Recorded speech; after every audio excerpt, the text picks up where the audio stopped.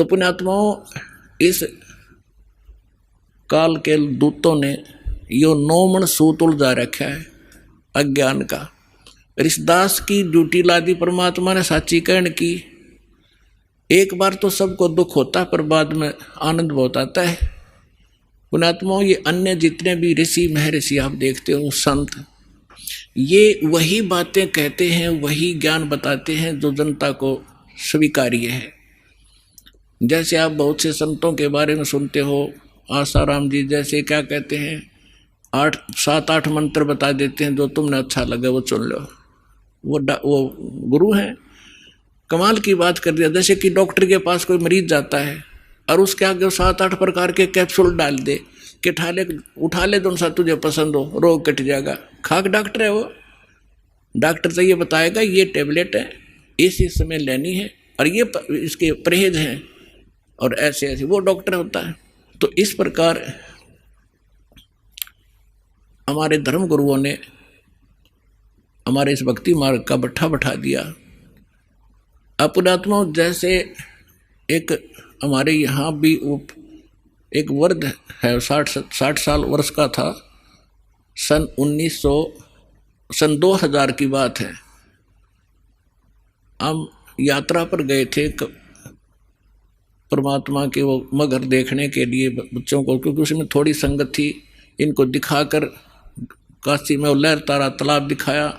इनको ये दृढ़ हुए, फिर उन्होंने लाखों को दृढ़ कर दिया कि सचमुच हम देख कर आए हैं। बाकी वहाँ जाना सिर्फ मोक्ष नहीं, लेकिन अपना तीर्थ स्थल, अपना विश्वास दृढ़ करने के लिए हम गए थे। तो रास्ते में एक्सीडेंट हो गया किसी कारण से।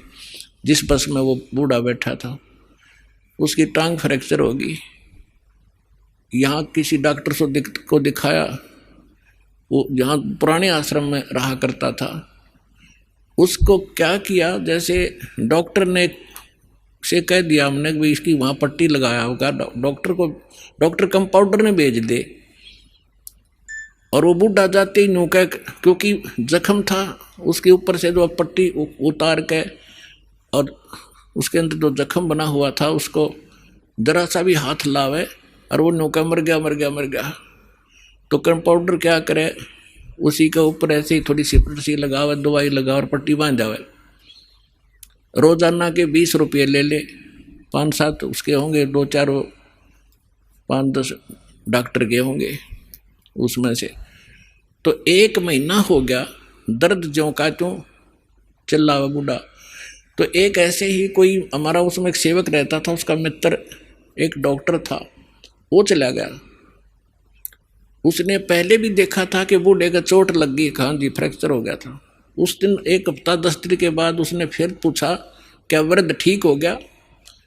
तो उस भक्त ने बताया जी ठीक अभी हुआ नहीं है। तो उसने कहा चलो मैं देखता हूँ। उसने जाकर देखा, वो पट्टी उतारी, उसमें मवाद भरा और इतना बड़ा सूज रहा वो।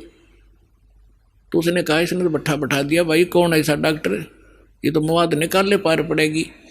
वो मोटरसाइकिल से उसके स्कूटर अपने घर पर गया, वहाँ से सारा ट्रीटमेंट का सामान लिया और वो पट्टी पाड़ के और उसका मवाद निकाला। बूढ़ा रोया बुरी तरह, हाय मर गया। वो कहने लगा बाबा जी थोड़ी सी देर मर लेगा फिर ठीक हो जाएगा, ये दर्द 5 मिनट का है, फिर कति सुख हो जाना, टांग कटेगी तेरी। ऐसा जुल्म कर दिया इस नालायक ने। तो पुण्यात्मा उसने करके साफ और लगा के दवाई, पेन किलर दवाई गोली दे दी।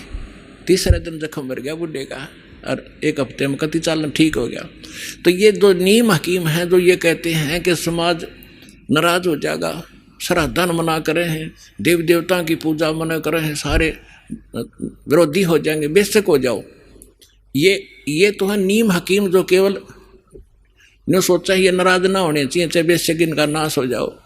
अरदास है सर्जन, एक बार दर्द होगा लेकिन सदा का सुख हो जाएगा पूरे मानव समाज को, और इसको करके छोड़ दूंगा।